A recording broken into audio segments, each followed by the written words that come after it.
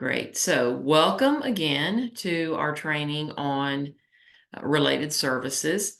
This is our outline for today's training. We're going to go over some of the frequently used acronyms as we usually do at the beginning of our presentations.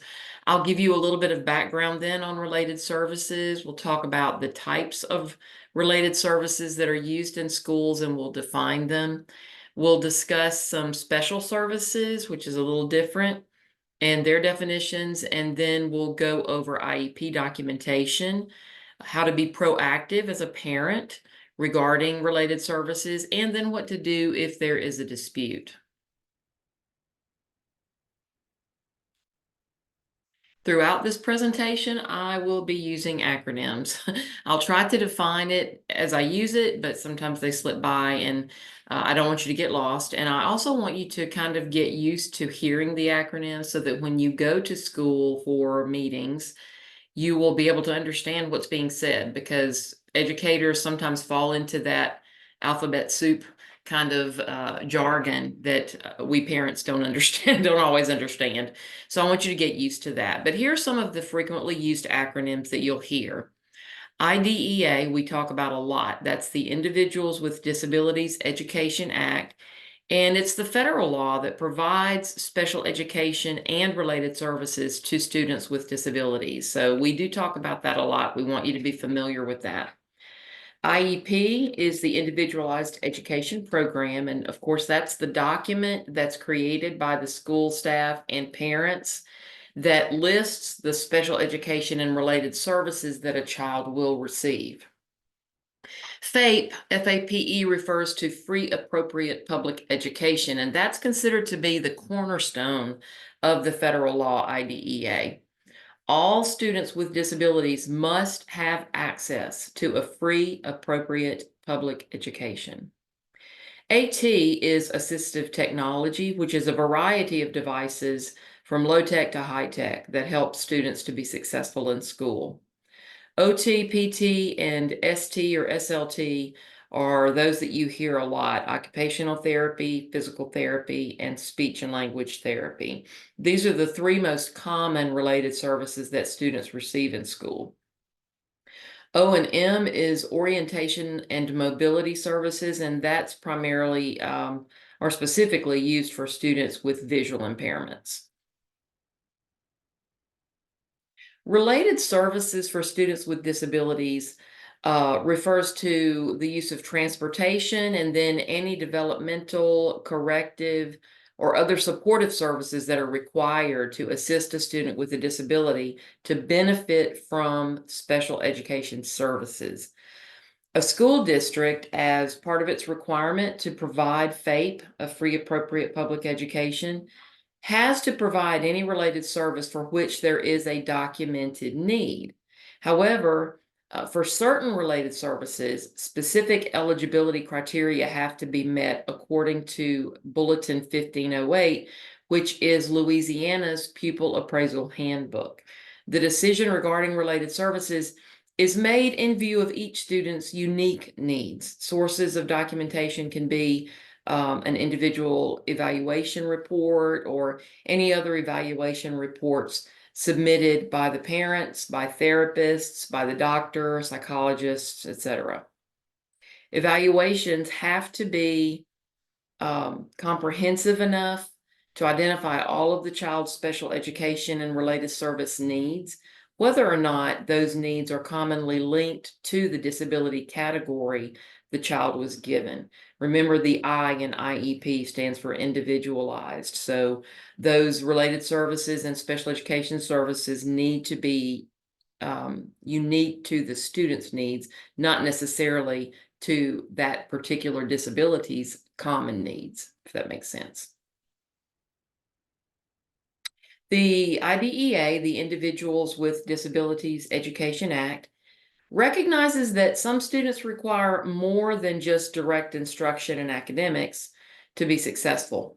Many require specific related services in order to receive a free appropriate public education, or FAPE, and to maximize their learning potential. The following list, the one that you see on your screen, excuse me, is related services, and they must be considered for all students with disabilities. And you see them there: audiological services, counseling, including rehabilitation counseling, early identification and assessment of disabilities in children, interpreting, medical services, occupational therapy, physical, speech therapy, medical services, orientation and mobility, parent counseling and training, psychological services, recreation, including therapeutic recreation, school nurse and health services, social work, and transportation. So we're going to look briefly at each of these. So don't get too concerned, because that's quite a list. But we're not going to go too in depth into any one of them. Audiology is primarily provided to support the needs of children with hearing loss, and it includes key services like determining the degree of a child's hearing loss, or the range and nature of the hearing loss. It includes identification of children with hearing loss. Of course, especially our littles are, they have their hearing checked, at least for those first couple of years. I don't think they do it when the kids get older, because by then, the kids are old enough to tell you, I don't hear, I can't hear. But for the little ones, they have to be identified as having a hearing loss. And sometimes it's kind of a surprise to find out that a child has a degree of hearing loss. Provision of habilitative activities like language habilitation, auditory training, lip reading, hearing evaluations, and speech conservation. It includes creation and administration of programs for prevention of hearing loss. It includes counseling and guidance of children, parents, and teachers regarding hearing loss, and also determination of the child's needs for group and individual amplification. Also selecting and fitting an appropriate hearing aid, and evaluating the effectiveness of the amplification that's being used.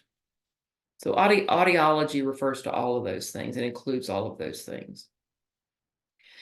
IDEA, the federal law, defines counseling as services provided by qualified social workers, psychologists, guidance counselors, or other qualified personnel.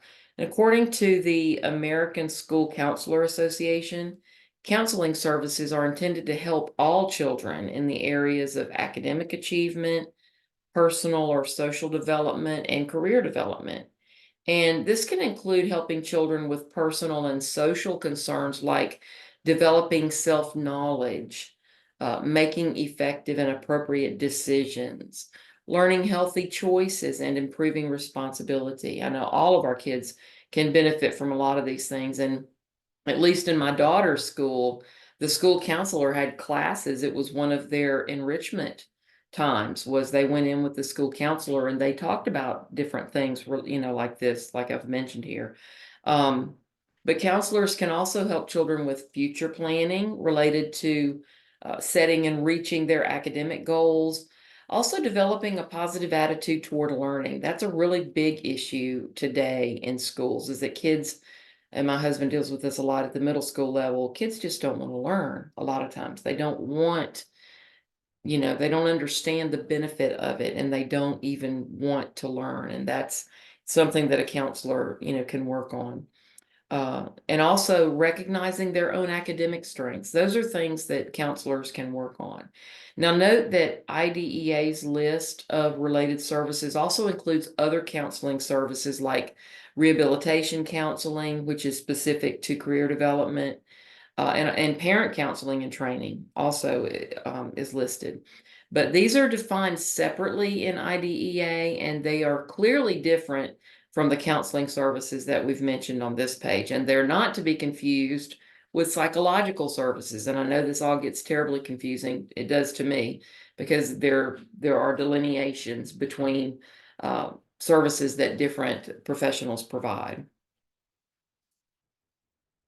Early identification and assessment of disabilities in children means the implementation of a formal plan for identifying a disability as early as possible in a child's life. And this may seem strange, identifying the disability. It seems to be one of the purposes of the evaluation, right? But disability can sometimes elude diagnosis, even as it adversely affects academic and functional performance clearly and in measurable ways. Um, Permitting states to adopt the term developmental delay acknowledges that it's not always possible to say exactly what's causing a learning or other problem, but that intervention is still necessary. Early identification and assessment of disability in children as a related service acknowledges that continuing to search for and identify the disability as early as possible in a child's life may be necessary if the child is going to derive benefit from special education. And I have a friend whose son is now in his teens, and his specific disability was not determined until he was about, I don't know, 10 to 12 years old.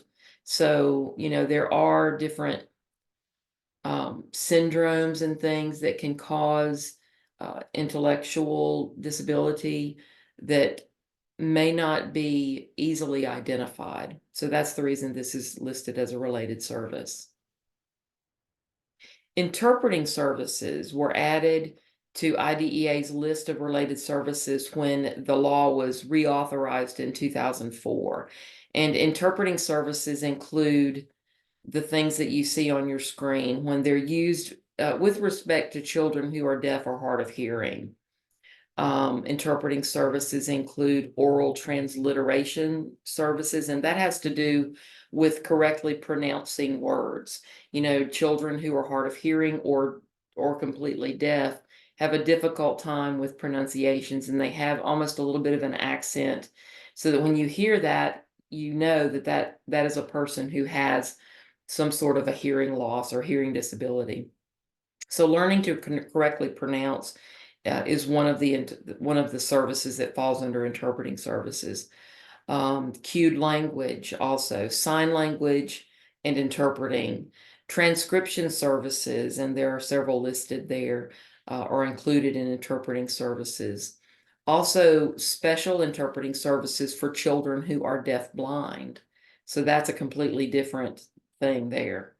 And interpreting services may be new to IDEA's definition of related services, but they've been provided for years, since way before 2004, to many children who are deaf or hard of hearing, as part of providing them with access to instruction. Because obviously, a child is not going to learn if they don't actually have access to the instruction. The definition includes a range of services, all of which refer to specific communication systems used within the deaf and hard of hearing community.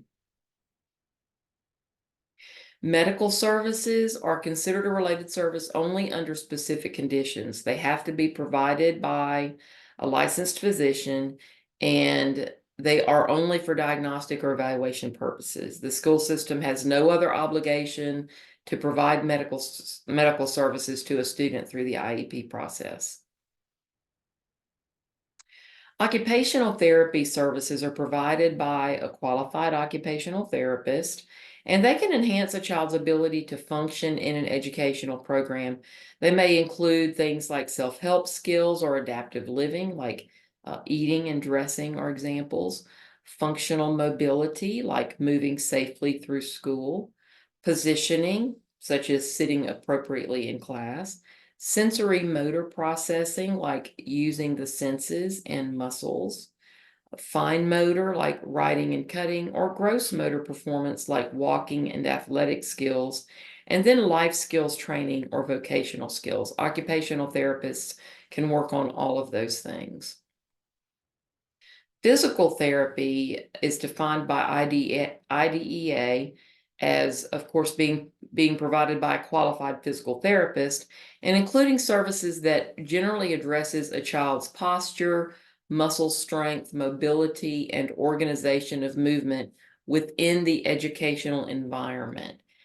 Physical therapy, or PT, may be provided to prevent the onset or the progression of impairment, functional limitation, disability, or changes in physical functioning or health that result from injury or an illness or some other causes. It's easy to get PT and OT confused or to not understand the difference between the two, but PT is generally involved with the big gross motor movement and mobility. OT is more about fine motor, relating to life skills, excuse me, self-care, and things that you do with your hands. Another thing to remember about OT, PT, and speech, these are the therapies that your child might get in school as well as on an outpatient basis. School therapists only deal with goals and skills as they relate to the educational setting and assisting the student in getting benefit from their education services. So a lot of times parents don't understand why, say, the physical therapist wants to discharge their child when it's obvious the child could still benefit from PT.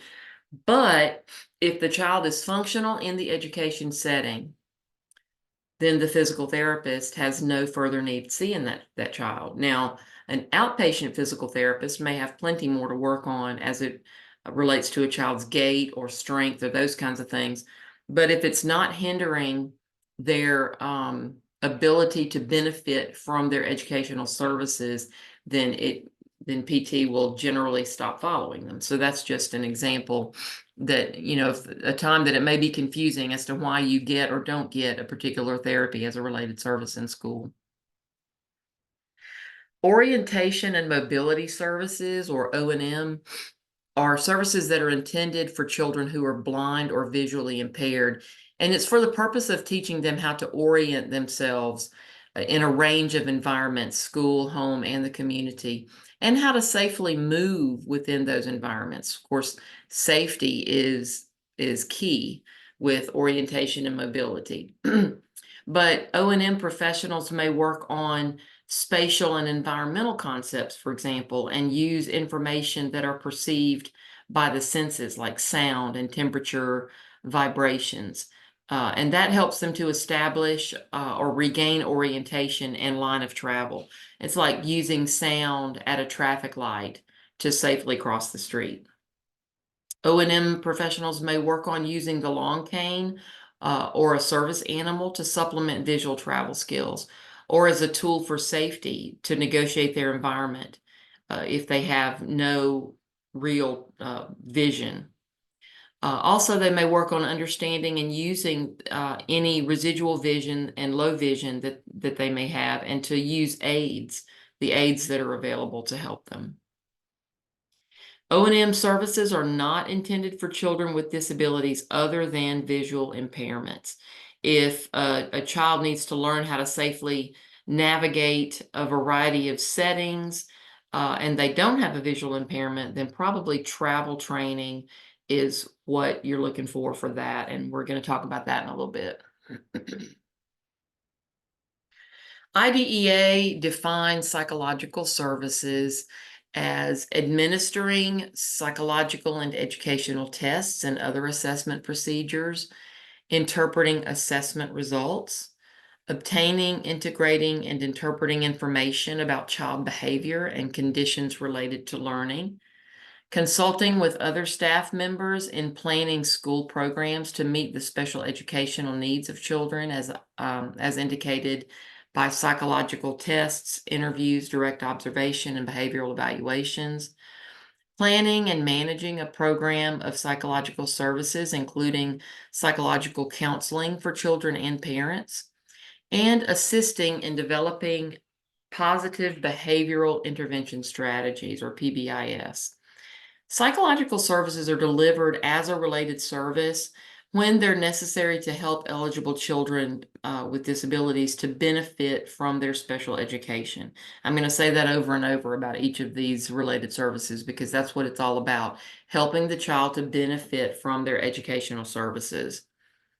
In some schools, these services are provided by a school psychologist, but some services are also provided by other trained personnel like school social workers and counselors, and that's appropriate. It doesn't have to be a school psychologist. It's the psychological services that are provided, and a trained social worker or a trained counselor can also provide some of those services.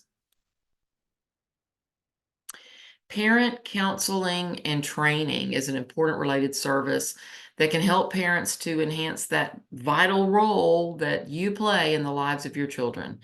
Parent counseling and training refers to assisting parents in understanding the special needs of their child, providing parents with information about child development, and helping parents to acquire the necessary skills that will allow them to support the implementation of their child's IEP or IFSP, which is an early childhood document. And again, as with all related services, parent counseling and training would only be provided to parents if a child's IEP team determines that it's necessary in order for the child to receive their free appropriate public education. We all know of parents who just have a really hard time understanding their child's strengths as well as their deficits, and it's a coping issue, and it's an adjustment issue, and sometimes parents just need a little more help, with that. And in order for them to understand what educational services their child needs and how they're going to benefit from those services, sometimes parent counseling and training is needed. This is one of my favorites. Recreation as a related service. That involves assessment of leisure function, therapeutic recreation services, recreation programs in schools and community agencies, and also leisure education. Recreation services are generally intended to help children with disabilities learn how to use their leisure and recreation time constructively. And through these services, children can learn appropriate and functional recreation and leisure skills. Recreation activities may be provided during the school day or even in after-school programs at school or in a community environment. Some school districts have collaborative arrangements with the local parks and recreation programs or the local youth development programs to provide recreational services. And this is an aside, I don't know if you know this, but children with disabilities cannot be excluded from community things like the recreation department activities. Okay, so just keep that in mind. That's, they may have to try out for something and make it like a sports team, but they cannot just be excluded because of a disability. As part of providing this related services, persons qualified to provide recreation can carry out such activities as assessing a child's leisure interests and preferences, their capacities, their functional abilities, their skills, and also their needs. They can carry out things like improving physical functioning, like using activities to develop locomotor skills, balance and coordination, motor planning, strength and endurance, object control skills, and eye-hand coordination. They can work on improving cognitive function with therapeutic activities that improve attention span, problem solving, decision making, turn taking, creative expression. They can work on improving behavioral functioning with therapeutic activities that improve anger or frustration control, respect for others, respect for self, trust issues, stress management, relaxation training, and also team building. And they can work on providing instruction and leisure education to develop the skills necessary for independence and recreational participation. Don't let recreation escape you as something that your child needs. Um, all of us need recreation. It's a great way to let off steam. It's just fun. It improves your affect. It improves your mood. It increases the good chemicals that come from your brain to make you feel good. It connects you to other people. So, and it allows creativity in ways that other activities don't. So even if your child has pretty intense limitations, try to think of ways that your child can be involved in recreation of some sort. Even if it's sitting in one of those swings at the park, and swinging. My son loves that. He's 25 now, but he's small enough to get into those swings, and he can't manage a regular swing, without falling out. So we use those when we find a park that has one, and he loves that. He loves to be engaged, and we'll help him climb up on the equipment and slide down slides and those kinds of things. So don't forget about those things. Those things are important to kids and to grown-ups. Rehabilitation counseling is another related service that specifically mentions counseling. This counseling, though, relates to work skills and helping the person become more independent as an adult. Rehabilitation counseling services are services provided by qualified personnel in individual or group sessions that focus specifically on career development, employment preparation, achieving independence, and integration into the workplace and community of a student with a disability. So rehabilitation counseling is also important. That doesn't normally enter the picture, though, until students are getting close to transition age and in high school. Transition age being 16. It's when you start looking at life beyond high school and, transition goals and things for the IEP and all that. School health services and school nurse services are health services that are designed to enable a child with disability to receive FAPE as described in their IEP. Many children with disabilities, especially those who are medically fragile, could not attend school without the supportive services of school nurses and other qualified people. Over the years, the extent of the health-related services that are provided in schools has grown, and that might be expected when you consider the medical advances of just the last decade. Um, what was previously called school health services in IDEA has been expanded to distinguish between services that are provided by a qualified nurse and services that may be provided by other qualified individuals with some training. And services include health-related supports like special feedings. Some children have to have their feedings, their food blended, for example. There are tube feedings. There's clean intermittent catheterization. There's suctioning if they have a trach tube and managing a tracheostomy. Sometimes administering or dispensing medications. Helping with safety of a child in school as it relates to their medical issues, ensuring that care is given while at school to prevent injury, like changing a child's position to prevent pressure sores if it's a child who doesn't move on their own and they're in a wheelchair. Sometimes it means chronic disease management, diabetes or epilepsy. And then conducting or promoting education and skills training for everyone who serves as a caregiver for that child in the school setting. So the school nurse may, for example, do a training with the paras in a child's classroom to make sure that they know how to tube feed if that's what's needed, or they know how to do catheterization, or they know how to manage a trach tube. My son had or still has a lot of medical needs. And when he was little, he had a trach tube and he had a feeding tube and he had a feeding pump and all that stuff. And those paras that were with him during the day, he didn't have a specific, but all the paras in the room were trained to take care of all the children. Because, if one was out, you needed to make sure everybody knew how to do that stuff. So all of them were trained, and I never had the first issue with them not doing what they were supposed to do, or, being dangerous in the way they administered those services. And I literally put my child's life into their hands every day. And I trusted them because they were trained by the nurse. And they knew what they were doing, and they had been doing it for years. So that's a related service that is provided by, the school nurse, health and related nursing services. Issues or problems at home or in the community have been known to adversely affect a child's performance at school. And a child's attitude or behavior in school can be affected by things that are going on at home or in the community. So social work services in school may become necessary just to help a child benefit from their educational program. They're also a familiar related service included in IDEA from the early days. And the definition of social work services is on your screen.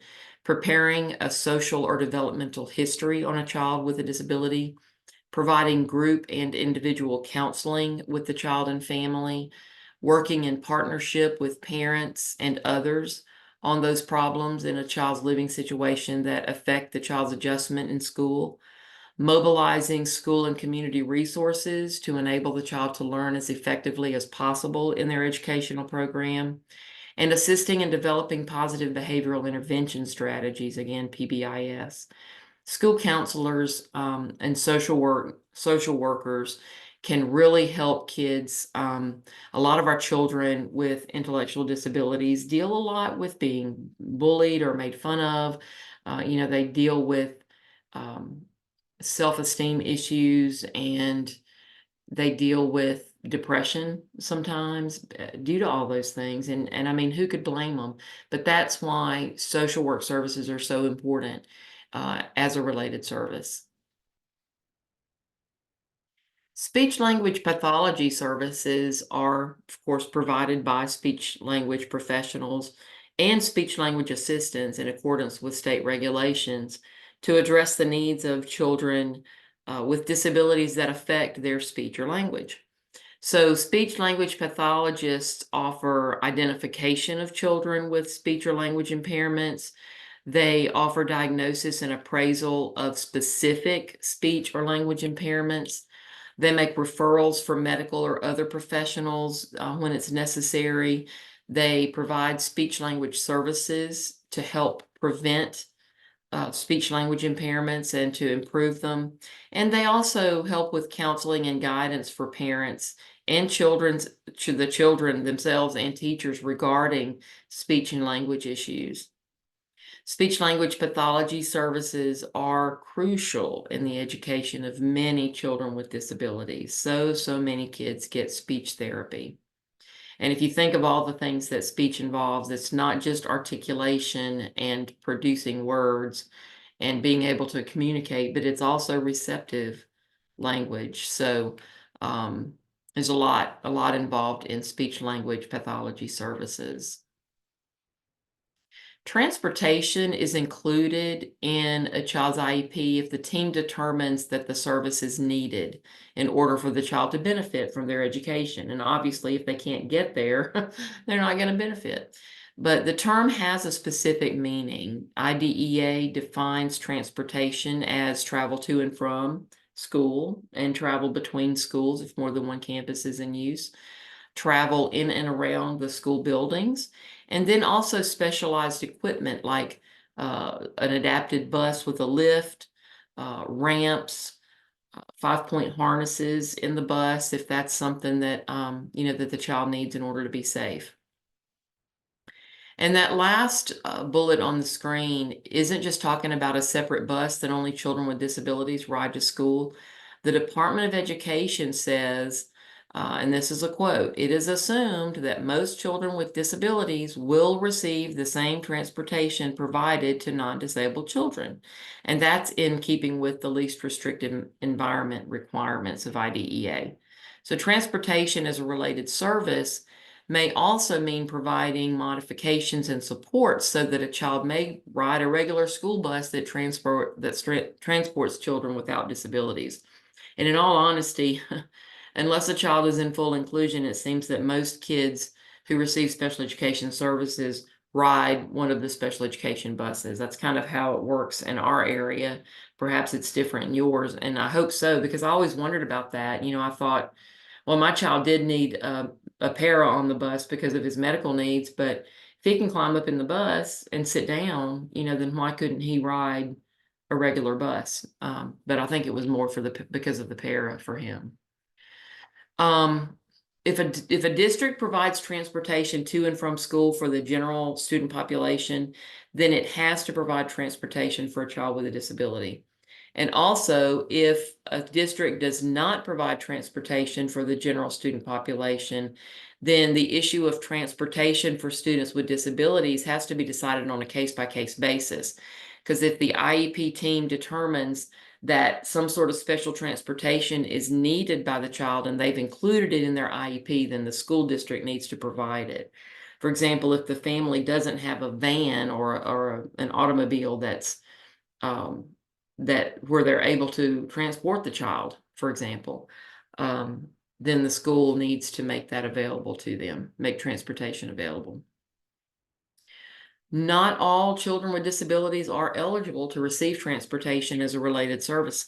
A child's need for transportation uh, and the type of transportation to be provided needs to be discussed by the IEP team.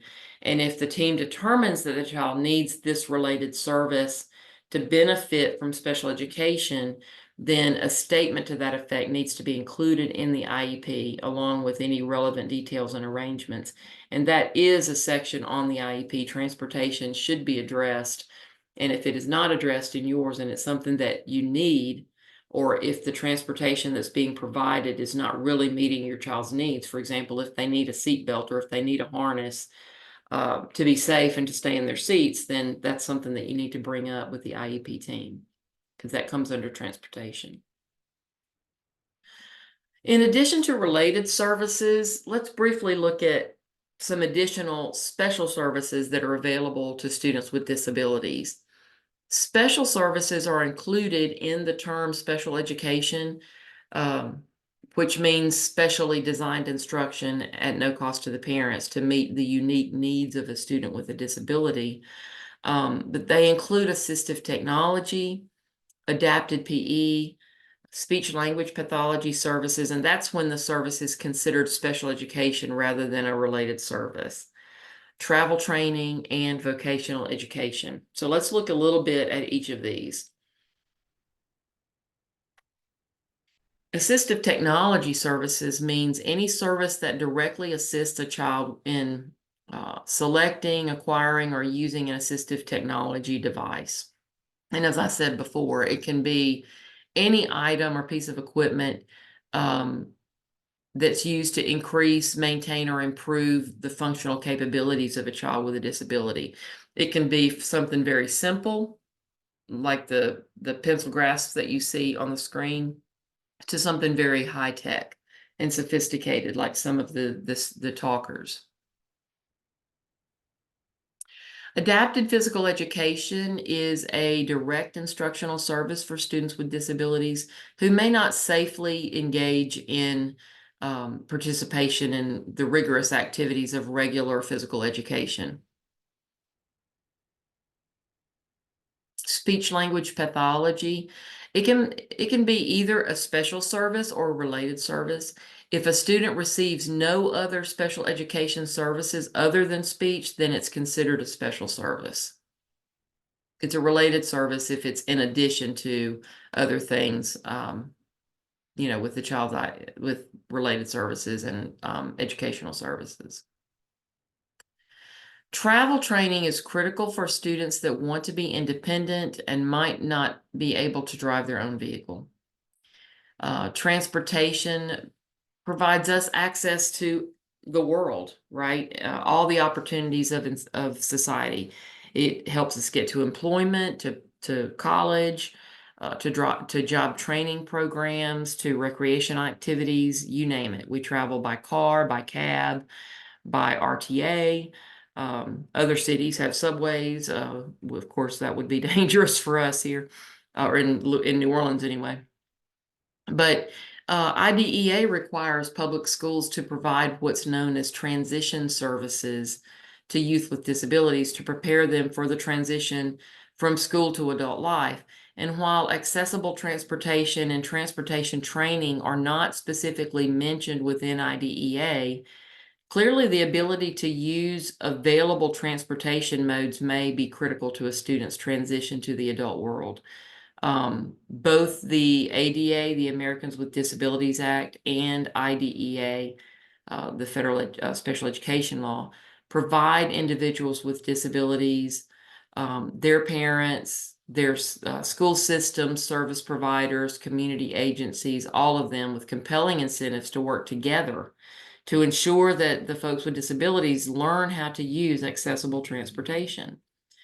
And Louisiana Bulletin 1508 considers travel training as a special service that's available to students with disabilities. So if your child is going into that transition phase of life when they're in high school, and one of the things that they need to learn to do is use public transportation, then that can be an IEP goal, and that can be travel training can be added as a related service, or a special service rather. Vocational education is an important component of the bridge that leads from school to employment for kids with disabilities.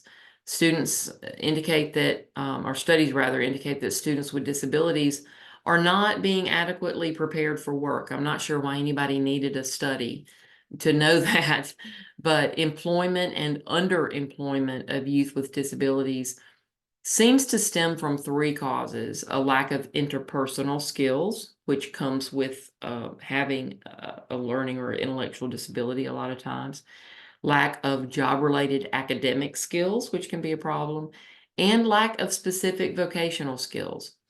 So besides vocational education, the other major components of that school to work transition are special education, vocational rehabilitation, which in Louisiana, that's Louisiana Rehab Services, LRS, and developmental disabilities agencies like Jefferson Parish Human Services Authority. Each Department of Health region has a human services district or authority.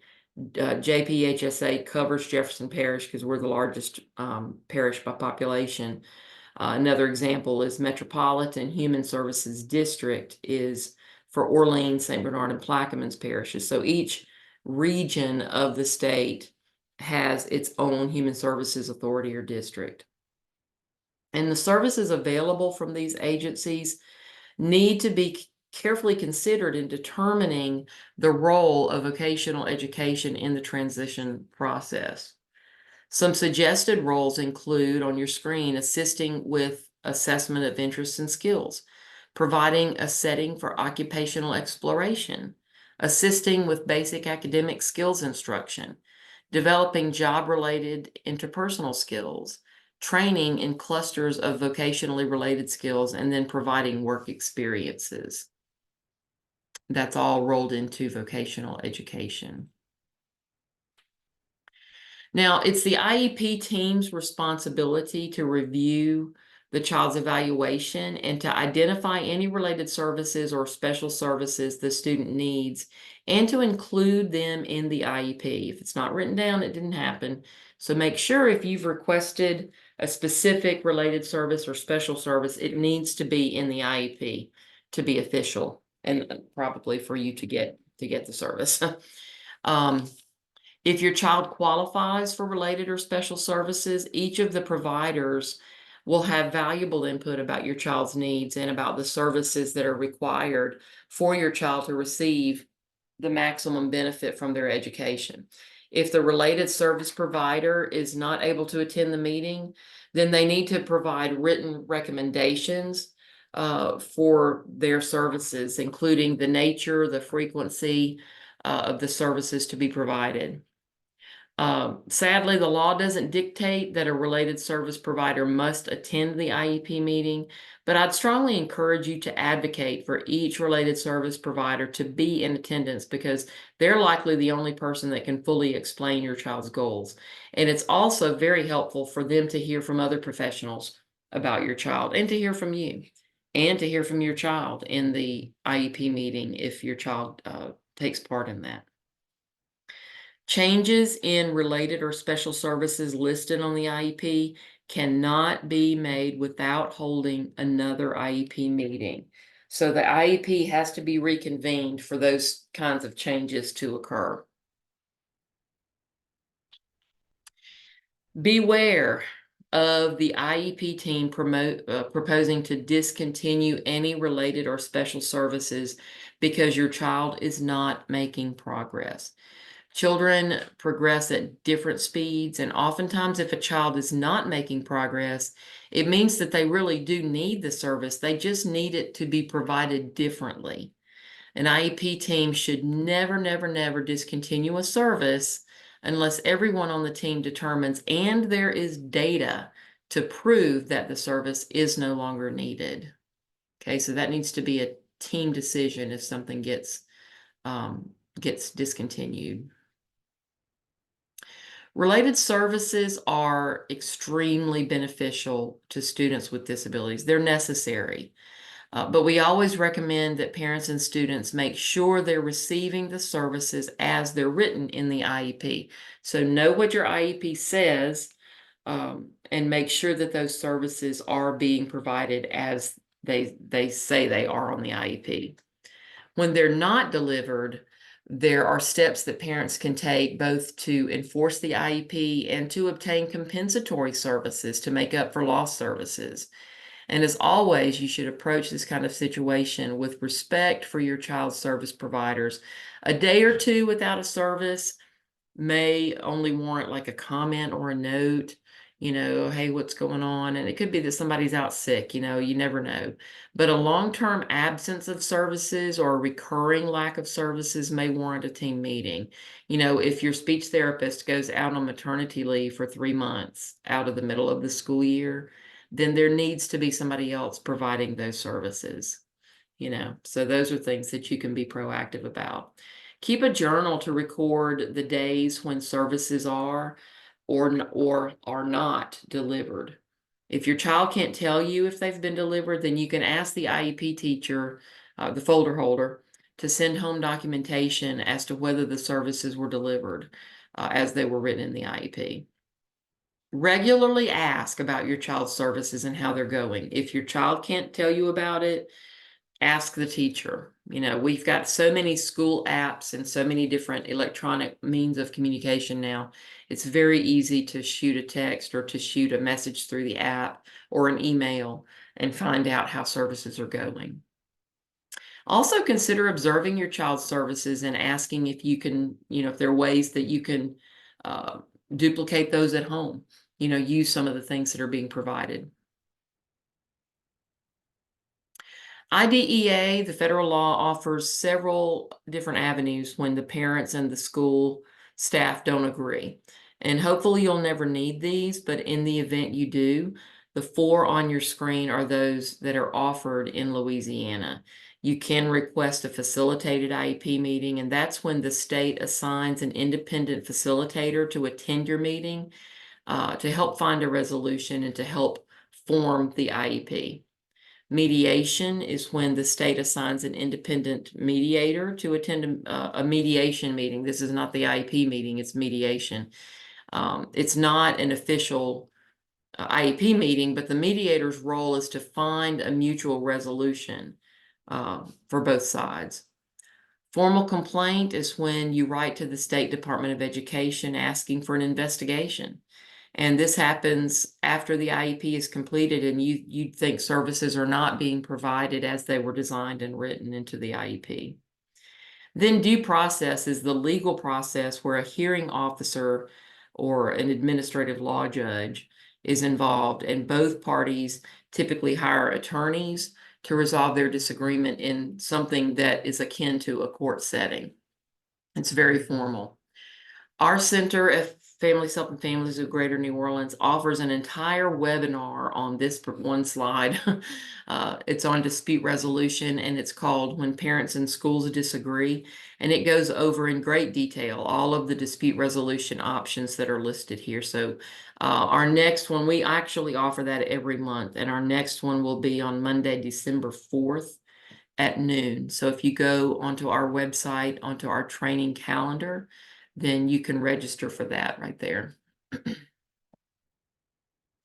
We are here if you need additional support for related or special services or any other education issue. There are plenty of ways to contact us. So do reach out if there's something that you need related to your child's special education or related services. I am dropping right now the link to the evaluation survey that is now in the chat box. Would love for you to complete that for me. Again, those are very important. I look closely at those and at the comments. One thing that I noticed earlier on one that I was reading, if you have a specific need, these are anonymous. So I don't know who you are. If you're saying you need help with so-and-so, I can't reach out to you because I don't know, your name's not on there. So if you need help, you need to or call our center. but don't do it through the evaluation summary because I won't know who you are. Okay. So if you don't mind clicking on that, we can take questions while you're working on it. You can open your mic or you can type questions into the chat box, and I'm happy to try to answer.